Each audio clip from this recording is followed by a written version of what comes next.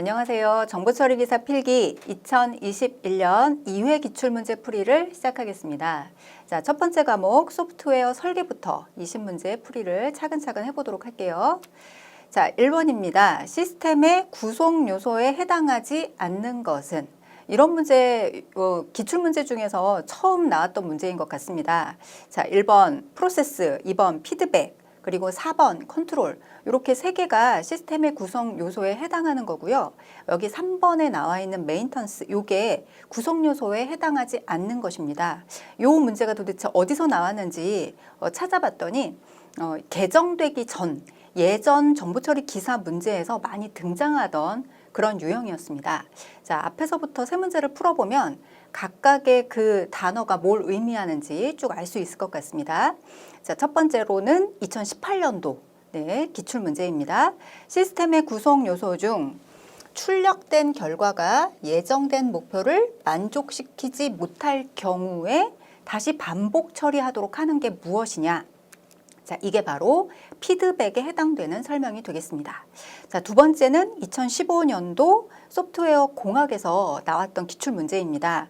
시스템의 구성 요소 중 입력된 데이터를 처리 방법과 조건에 따라서 처리한다 라고 얘기를 했죠. 자, 요건 1번에 있는 프로세스에 대한 설명이 되겠습니다. 자, 그 다음 세 번째, 요것도 2015년도에 나왔던 기출 문제인데요. 시스템의 구성 요소 중 자료를 입력하여 출력될 때까지의 처리 과정이 올바르게 진행되는지 감독하는 것을 물어봤습니다. 자, 여기 나와 있는 여러 용어들 중에서 컨트롤에 해당하는 용어라고 볼 수 있겠습니다. 자, 이렇게 예전에 지나갔던, 그러니까 개정되기 전의 문제에서도 가끔 이렇게 기출문제로 출제되는 경우가 있습니다. 그러니까 여러분들이 문제를 푸시다가 좀 시간이 남는다 하시면 예전에 지나갔던 그 기출 문제에서도 이렇게 소프트웨어 공학에 해당하는 요 문제는 한 번쯤 한 3년치 정도 이렇게 풀어보시는 거 괜찮은 방법인 것 같습니다. 자, 다음 2번으로 넘어가 볼게요. 유스케이스에 대한 설명으로 옳은 것은? 자, 1번부터 한 번씩 볼게요. 유스케이스 다이어그램은 개발자의 요구를 추출하고 분석하기 위해, 자, 여기 보니까 개발자라고 하는 용어가 나오죠. 요건 유스케이스 다이어그램하고 좀 상관이 없는 이야기였습니다. 자, 유스케이스 다이어그램 우리가 이렇게 공부를 했었죠. 시스템을 사용하는 목적을 사용자 관점에서 기술한 다이어그램이다. 그래서 1번에 나와 있는 개발자라고 하는 용어가 틀린 설명이다 라고 할 수 있겠습니다. 자, 두 번째, 액터는 대상 시스템과 상호작용하는 사람이나 다른 시스템에 의한 역할이다. 네, 요거는 맞는 설명입니다. 자, 지금 액터가 나와 있고요. 아래쪽에 보니까 사용자 액터라고 하는 용어가 나왔습니다. 그래서 액터를 사용자 액터와 시스템 액터 두 가지로 나누는 방법을 한번 보고 가도록 할게요. 자, 사용자 액터는요, 시스템이 제공하는 기능인 유스케이스의 권한을 가지는 대상입니다. 그러니까 예를 들어서 학생이 책을 구매한다라고 했을 때 학생에 해당하는 요 액터, 이게 바로 사용자 액터라는 거죠. 자, 그럼 사용자가 책을 구매한다. 요거는 유스케이스로 우리가 구현을 할 수 있는 거였잖아요. 그럼 책을 구매하는 유스케이스는 또 책 주문 시스템이라고 하는 외부에 있는 어떤 액터하고 상호작용을 해야 됩니다. 이럴 때 책 주문 시스템에 해당하는 액터, 이게 바로 시스템 액터가 되겠습니다.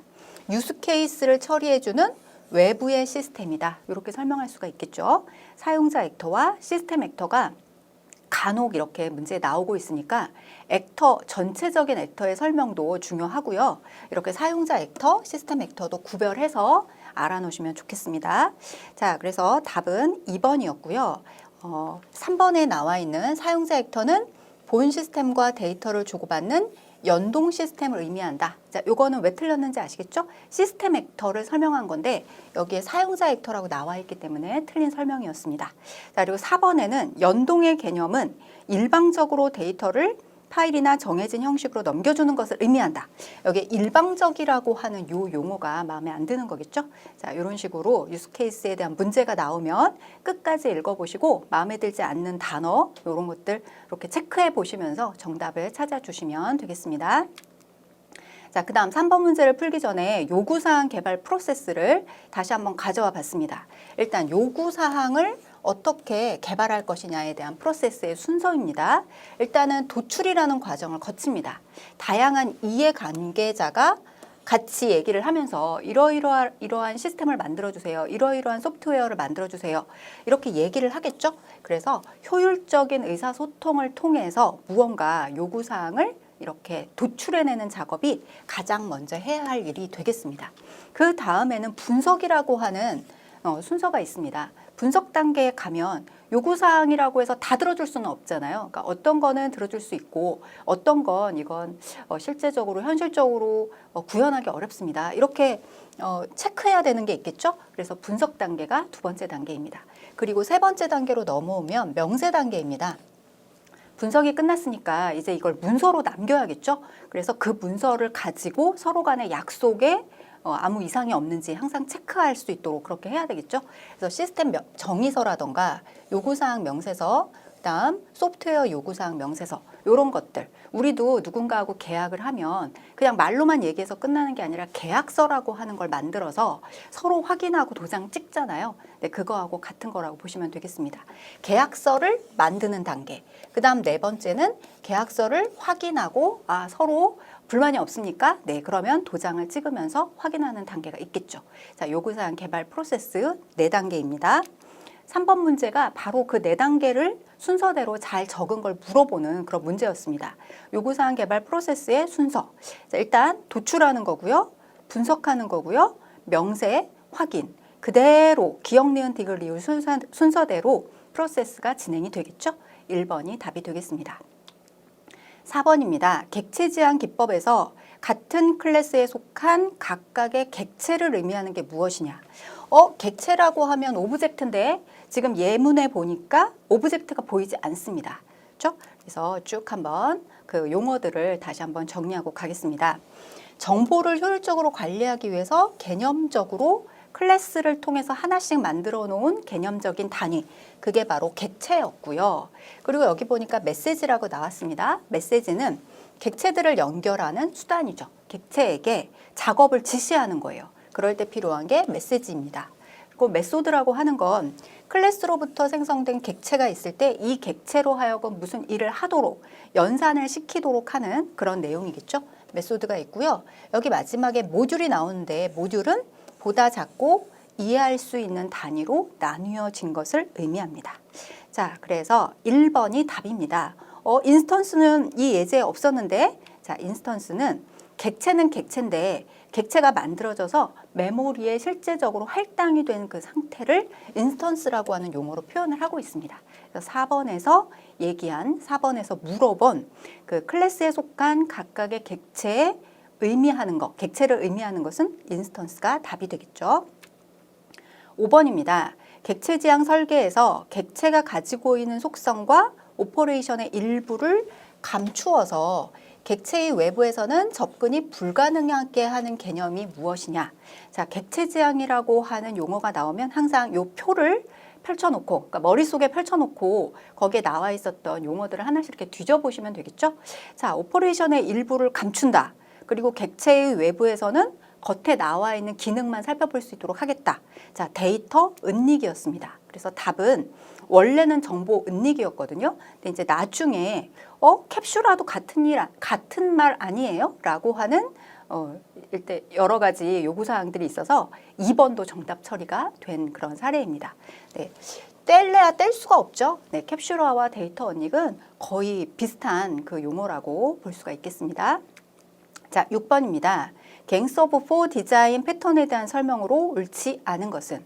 자, 갱스 오브 4 디자인 패턴이 나오면 요 표를 머릿속에 후루룩 이렇게 펼쳐놓고 나와 있는 예제를 쭉 읽어보셔야 되겠죠. 생성 패턴과 구조 패턴과 행위 패턴 이렇게 세 개로 나누어 놓고 대표적인 패턴들을 몇 가지를 떠올리시면서 여기에 나와 있는 예제들을 쭉 한번 살펴보시면 되겠습니다. 자, 1번. 팩토리 메소드 패턴은 상위 클래스에서 객체를 생성하는 인터페이스를 정의하고 하위 클래스에서는 인스턴스를 생성한다.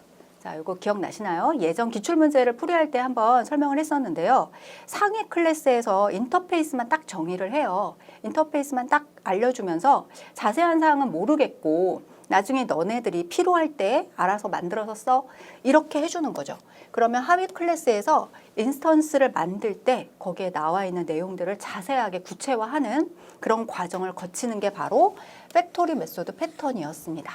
자, 요거는 맞는 설명이네요. 두 번째, 프로토타입 패턴은 프로토타입을 먼저 생성하고 그리고 인스턴스를 복제해서 사용하는 구조이다. 이것도 맞는 설명이 되겠습니다. 3번, 브릿지 패턴은 기존에 구현되어 있는 클래스에 기능 발생 시 기존 클래스를 재사용할 수 있도록 중간에서 맞춰주는 역할을 한다. 자, 여기에 해당하는 패턴은 브릿지 패턴이 아니라 어댑터 패턴이었습니다. 어댑터예요. 그럼 브릿지 패턴은 뭐냐? 브릿지 패턴은 기능 클래스와 구형 클래스를 연결해주는 역할을 합니다. 브릿지가 다리잖아요.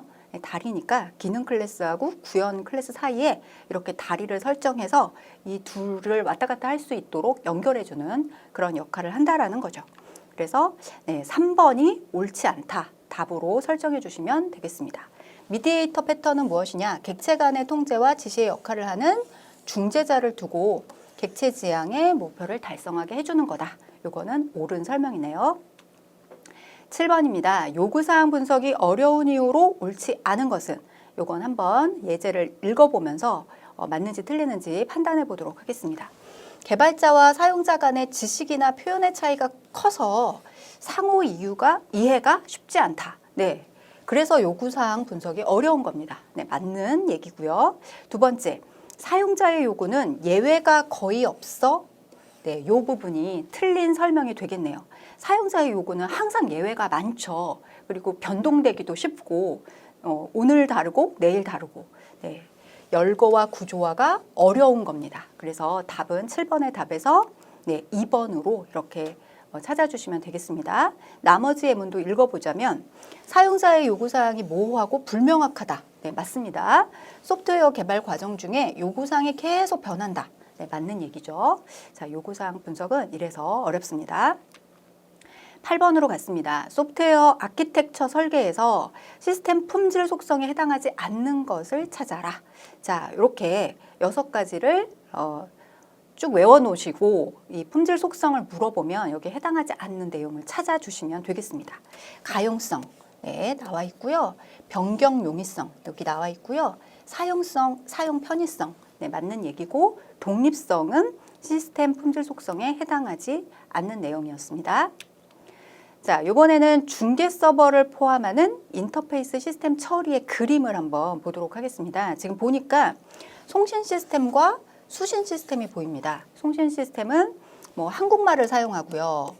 그다음 수신 시스템은 영어를 사용하고요. 이럴 경우에 중간에 이렇게 연계 서버라고 통역사 역할을 하는 뭔가 다른 시스템이 들어가서 송신 시스템이 보내주는 데이터를 알아서 잘 포장해서 수신 시스템에 보낸다. 네, 이런 설명을 제가 본 강의 때 했었습니다. 지금 보시는 것처럼 연계 서버는 데이터를 송수신하는 역할 맡아서 중간에서 해주고 있고요. 데이터를 암호화하고 복호화하고 데이터를 변환하고 매핑하고 응답 처리를 해주고 완료 처리를 해주고 중간에서 중간에 조력자 역할을 톡톡히 하고 있습니다. 자, 요 그림을 머릿속에 그려주시고 9번 문제를 풀어보면 되겠습니다. 다음 설명에 해당하는 시스템은 무엇이냐? 시스템 인터페이스를 구성하는 시스템으로 연결 데이터를 데이터베이스와 어플리케이션으로부터 연계 테이블 또는 파일 형태로 생성하여 송신하는 시스템이다. 네, 문제 속에 답이 있는 경우였습니다. 네, 송신하는 시스템이니까 송신 시스템이 되겠죠? 9번의 답은 쉽게 찾을 수 있겠네요. 자, 다시 케이스로 갔습니다. 케이스 문제도 매번 기출문제 여러분들이 보시면 아시겠지만 매번 나오고 있습니다. 한 문제 혹은 두 문제가 꼭 나오고 있으니까 케이스에 대한 다른 예제가 나올 때마다 항상 정리해 두시고 외워 두셔야 합니다. 자, 케이스의 주요 기능, 소프트웨어 라이프 사이클 전 단계를 연결해 준다. 그리고 모델들 사이에 모순이 있는지 검사해 준다. 모델의 오류를 검증해 준다. 그리고 이 나머지 요 내용들은 우리가 계속 틈틈이 봐왔던 거였죠. 자료 흐름도 같은 다이어그램 작성하고 다양한 소프트웨어 개발 모형을 지원하고 시스템을 문서화하고 명세화하고 이런 것들을 위한 그래픽 기능이 있다. 이런 얘기. 자, 다시 한번 정리하고 넘어가 주시고요.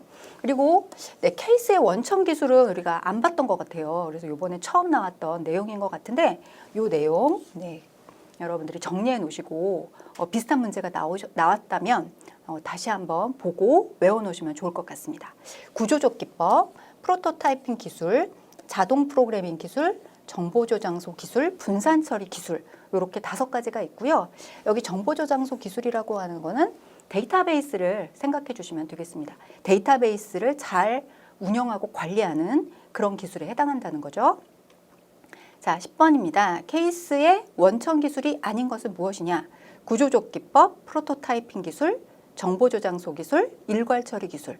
자, 여기에 정보저장소 기술은 아까 앞에서 얘기한 것처럼 데이터베이스를 떠올리시면 된다라고 했었죠. 그래서 소프트웨어 시스템 구성 요소들과 시스템 정보가 정보저장소에 의해 관리되므로 소프트웨어 시스템의 유지 보수가 용이해지도록 도와주는 그런 기술이다라고 정리할 수 있겠습니다. 그러니까 답은 여기서 원천 기술 아닌 걸 물어봤으니까 4번 이렇게 체크해 주시면 되겠네요. 자, 11번입니다. 객체에게 어떤 행위를 하도록 지시하는 명령을 뜻하는 용어를 찾기입니다. 자, 1번에 나와 있는 클래스는 공통 속성과 행위를 가진 객체를 묶어서 추상화한 개념을 뜻하는 용어입니다. 그렇죠? 그래서 붕어빵을 만들어주는 붕어빵 틀, 붕어빵 기계, 이게 바로 클래스다. 이렇게 우리가 공부를 했었습니다. 그 다음 2번째 패키지가 보이네요. 패키지는 클래스들을 묶어놓으면 패키지가 되는 거였죠. 자, 그리고 오브젝트는 객체 자체를 얘기하는 거고요. 4번에 메시지가 있습니다. 메시지는 클래스로부터 생성된 객체를 사용하는 방법을 얘기한다. 객체에게 명령을 내리는 거. 그거를 메시지라고 한다라고 했었습니다. 그래서 11번에서 지금 객체에게 어떤 행위를 하도록 지시하는 명령이 뭐냐고 물어봤으니까 4번 메시지가 답이 되겠네요. 자, 12번입니다. 서브 시스템이 입력 데이터를 받아 처리하고 결과를 다른 시스템에 보내는 작업이 반복되는 아키텍처 스타일은, 자, 아키텍처 스타일 10가지가 있었죠. 10가지 중에서 지금 12번 문제에 나와 있는 조 얘기는 요 그림에 해당하는 그런 내용이었습니다. 그렇죠? 하나에서 데이터가 이렇게 들어갑니다. 시스템에 들어가면 이 시스템이 뭔가 일을 하죠. 그리고 결과물을 다음 시스템에게 넘겨줍니다. 그럼 또 2번째 시스템이 일을 하고 결과물을 또 다음 시스템에게 넘겨주죠. 네, 요걸 계속 반복시켜주는 그런 아키텍처 스타일은 파이프 필터 구조가 되겠습니다. 자, 그 다음 13번입니다. 럼바우의 객체 지향 분석에서 사용하는 분석 활동은, 이거 굉장히 자주 나온 문제고 굉장히 쉬운 문제죠. 객동기만 알고 있으면 얼마든지 맞출 수 있는 문제입니다. 객체, 동적, 기능 3개를 합쳐서 객동기라고 우리가 외웠었잖아요. 그래서 답은 2번이 되겠습니다. 자, 14번입니다. UML 다이어그램 문제도 항상 나오죠? 그러면 이 표를 머릿속에 쭈루룩 그려주시고 찾아주시면 되겠습니다. 1번에 액티비티 다이어그램이 나오는데 이건 어디 있나요? 네, 동적 모델 중에서 마지막에 나와 있는 다이어그램이고요. 그 다음 클래스 다이어그램은 정적 모델의 맨 위에 나와 있는 다이어그램이었습니다. 시퀀스 다이어그램은 동적 모델에 속하고 있는 거였죠. 자, 그러면 2번에 있는 절차 다이어그램은 우리가 공부했던 이 다이어그램에서 볼 수 없습니다. 그래서 2번을 찾아주시면 되겠습니다. 15번입니다. UML 모델에서 한 객체가 다른 객체에게 오퍼레이션을 수행하도록 지정하는 의미적 관계를 무엇이라고 하느냐. 자, 이렇게 4개의 용어를 쭉 풀이를 해봤습니다. 먼저 디펜던시라고 나와 있는데 의존입니다. 한 사물의 명세서가 바뀌면 그것을 사용하는 다른 사물에게 영향을 끼친다라고 하는 설명을 뜻하는 용어가 되겠습니다. 의존적이다라는 거죠. A하고 B가 밥을 먹으러 갑니다. 그래서 너 뭐 먹을래? 하면 항상 너 먹는 거 나도 먹을래? 이렇게 따라서 얘기하는 친구가 있습니다. 그렇죠? 그래서 나 김치찌개. 그래 그럼 나도 김치찌개. 그런데 갑자기 30초 뒤에 나 돈가스 먹을래? 바꿔버리면 그럼 나도 돈가스. 이런 식으로 한 사물이 무언가 명세서를 바꾸면 다른 사물도 그 바꾼 명세의 영향을 받아서 의존적이기 때문에 같이 바뀌게 된다는 그런 내용입니다. 2번째, 리얼리제이션, 실체화입니다. 요거는 한 객체가 다른 객체에게 오퍼레이션을 수행하도록 딱 지정을 해주는 거예요.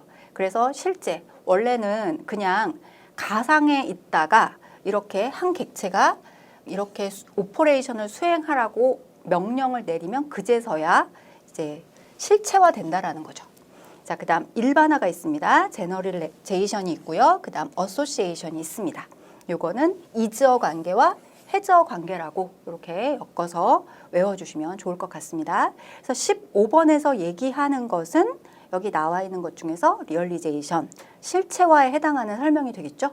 이것도 4개의 용어 모두 다 알아놓으시고 비슷한 문제가 나왔을 때 틀리지 않아야 되겠습니다. 16번입니다. 상위 케이스 도구가 지원하는 주요 기능으로 볼 수 없는 것은, 우리가 계속 케이스만 공부를 했는데 이렇게 상위, 하위 뭐 이런 식으로 분류한 케이스가 나왔습니다. 자, 이렇게 정리하고 갈게요. 상위 케이스는 요구 분석과 설계를 지원하는 거고요. 하위 케이스는 코드를 작성하고 검사를 지원한다. 이렇게 하는 일을 분류를 했습니다. 우리가 회사에서도 뭐 이사님이라던가 사장님이라던가 이렇게 위에 계신 분들은 전체적인 흐름을 보고 의사 결정을 하시는 분들이잖아요. 그렇기 때문에 요구 분석과 설계를 지원하는 일들은 전체적인 윤곽을 잡는 일에 속한다라고 볼 수가 있겠고요. 사원들은 무슨 일을 하죠? 사원들은 실제로 직접적인 일들을 맡아서 하잖아요. 코드를 작성하고 구현하고 실제로 테스트를 하고 이런 일들은 모두 실제적으로 사원들이 하는 일이라고 이렇게 연결해서 생각할 수 있겠습니다. 자, 그래서 모델들 사이에 모순 검사를 한다거나 자료 흐름도를 작성한다거나 모델의 오류 검증을 한다거나 이런 것들은 상위 케이스가 하는 일이고요. 전체 소스 코드를 생성한다? 요거는 이제 사원들이 직접적으로 코드를 만들어야 하는 거니까 요거는 상위 케이스가 아니라 하위 케이스에서 하는 일이다라고 나누어서 생각할 수 있다라는 거죠. 자, 17번입니다. 요구사항 관리 도구가 있습니다. 요구사항 관리 도구의 필요성으로 옳지 않은 것을 물어봤네요. 요구사항 변경으로 인한 비용 편익 분석. 네, 요거는 옳은 설명이고요. 기존 시스템과 신규 시스템의 성능 비교? 요구사항 관리 도구는 요구사항만 관리하는 거죠. 갑자기 시스템의 성능을 비교하는 일을 한다? 네, 요거는 옳지 않은 설명이 되겠네요. 요구사항 변경을 추적하고 요구사항 변경에 따른 영향을 평가하고 이렇게 요구사항에 관련된 일을 하는 게 요구사항 관리 도구였겠죠. 그래서 답은 2번이 되겠습니다. 18번입니다. 애자일 개발 방법론. 네, 이것도 자주 나오는 문제인데 조금 다른 형태로 문제가 지금 출제가 됐습니다. 다른 거 몰라도 사실 하둡이 빅데이터 분석할 때 사용하는 그런 도구라는 걸 우리가 알고 있기 때문에 쉽게 답을 찾을 수가 있는 거죠. 자, 또 다르게 문제가 출제될 수 있기 때문에 한번 쭉 보겠습니다. 애자일 개발 방법론에 해당하는 거. 일단 스크럼이 있고요. 그 다음에 이렇게 RUP, LSD, DSDM, FDD 네, 이런 것들도 눈에 익혀 놓으시면 혹시나 하둡이 아니라 좀 비슷한 다른 것들이 나왔을 때 답을 찾는데 어려움이 없을 것 같습니다. 답은 4번이었습니다. 19번입니다. 네, 갱서브 4 디자인 패턴 또 나왔습니다. 생성 패턴에 해당하는 거 물어봤는데 이 표를 머릿속에 펼쳐주고 생각하시면 되겠죠? 자, 일단 싱글톤 패턴 1번에 나와 있는데 이거 생성 패턴에 해당하는 거였고요. 아답터는 어딨죠? 네, 구조 패턴에 들어가는 거예요. 그 다음에 데코레이터 네, 구조 패턴에 들어가는 거고요. 스테이트 어디 있습니까? 행위 패턴에 들어가요. 그러니까 요거를 쭉 분류를 할 수 있으면 여기서 생성 패턴을 물어봤으니까 아, 이거 싱글톤이구나 쉽게 찾을 수 있다라는 거죠. 자, 그 다음 마지막 20번 문제 풀도록 하겠습니다. 사용자 인터페이스의 특징으로 옳지 않은 것을 물어봤네요. 자, UI 요거는 우리가 물건을 사러 갔을 때 요즘에 키오스크를 많이 봅니다. 키오스크를 보면 내가 원하는 물건을 쉽게 주문할 수 있게 해줬죠. 네, 그게 UI인데 필요한 이유를 정리를 해보자면 오류를 최소화하고 적은 노력으로 원하는 결과를 얻을 수 있도록 해주는 그런 기능을 한다는 겁니다. 네, 만약에 우리가 UI가 없이 키오스크에다가 내가 원하는 물건을 바로 명령어로 쳐야 한다라고 했다면 어려웠겠죠. 그런데 이렇게 막연한 기능에 대해서 구체적인 방법을 알려주고 그림으로 설명해주고 몇 개가 필요한지 뭐 이런 것들을 물어봐 주니까 굉장히 작업 시간도 단축되고 이해도도 향상된다라는 걸 알 수 있습니다. 자, 그렇다면 옳지 않은 거 찾아볼게요. 구현하고자 하는 결과의 오류를 최소화한다. 네, 맞는 설명이죠. 사용자의 편의성을 높임으로써 작업 시간을 증가시킨다. 네, 여기 증가라는 단어가 틀린 설명입니다. 작업 시간을 단축시켜 주는 거였죠. 자, 3번은 막연한 작업 기능에 대해 구체적인 방법 제시해 주는 거 맞는 설명이고요. 사용자 중심의 상호작용이 되도록 한다. 이것도 맞는 설명입니다. 20번의 답은 2번이 되겠습니다. 자, 이렇게 소프트웨어 설계 20문제 풀이를 마무리하겠습니다. 꼭 복습 부탁드릴게요. 감사합니다.